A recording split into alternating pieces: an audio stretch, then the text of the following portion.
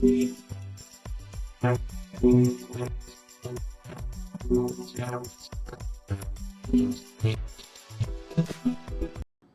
Sign ہے question mark.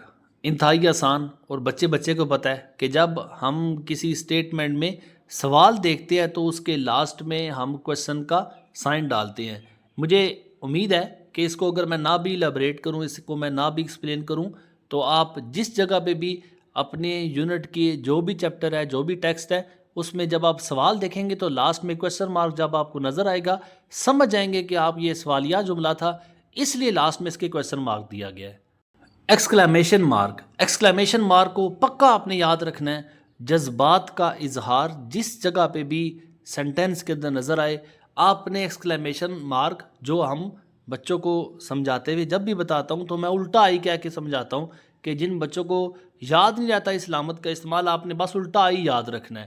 آئی سیدھا ہوتا ہے، آپ نے اسے الٹا کر کے ڈال دینا ہے.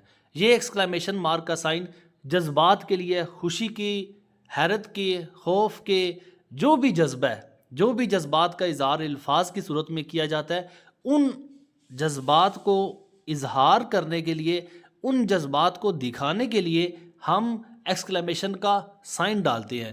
جیسے دیکھیں، what a breathtaking moment for all mankind. What a breathtaking moment for all mankind. ایک بندہ جو بڑے جوش کے ساتھ بولتا ہے. اب ایک بندہ خوشی کے ساتھ بھی کہہ سکتا ہے، ایک بندہ کسی بات کو غم کے ساتھ بھی بول سکتا ہے، ایک بندہ کسی بات کو حیرت کے ساتھ بھی بول سکتا ہے. تو یہ اظہار جو ہوتا ہے، فیلنگز کا اظہار ہوتا ہے کہ ہماری یہ فیلنگز خوشی والی تھی، غم والی تھی، کیسی تھی. ان اظہار کے لیے ہم یہ سائن کا استعمال کرتے ہیں. What a glorious victory it was for the state. یہ آپ دیکھیں، جو جذبات آپ دکھاتے ہیں، اس جذبے کو ظاہر کرنے کے لیے ایکسکلیمیشن کا سائن لاسٹ میں لازمی ڈالا جاتا ہے. اب ذرا آپ اگر تیسرے سنٹینس پہ غور کریں نا، میں اسے نارمل انداز میں پڑھوں، دا ایگل ہیز لینڈڈ. اس میں کوئی جذبہ نظر نہیں آئے گا، یہ ایک سمپل سی لائن ہے. لیکن جب اس لائن کی سٹیٹمنٹ میرے جو الفاظ ہیں، میرا جو اظہار ہے، وہ چینج کر دے، دا ایگل ہیز لینڈڈ. اب اس بات پہ ایک جذبے کا اظہار، ایک حیرت کا اظہار ہے. اس حیرت کے اظہار کو میں نے دکھانے کے لیے ایکسکلیمیشن کا سائن ڈال دیا ہے. رول نمبر 2 میں کہا گیا ہے حکم یا تنبیہ. تنبیہ ہوتا ہے آپ کسی کو نصیحت کرتے ہیں. اب remember you are the future of Pakistan.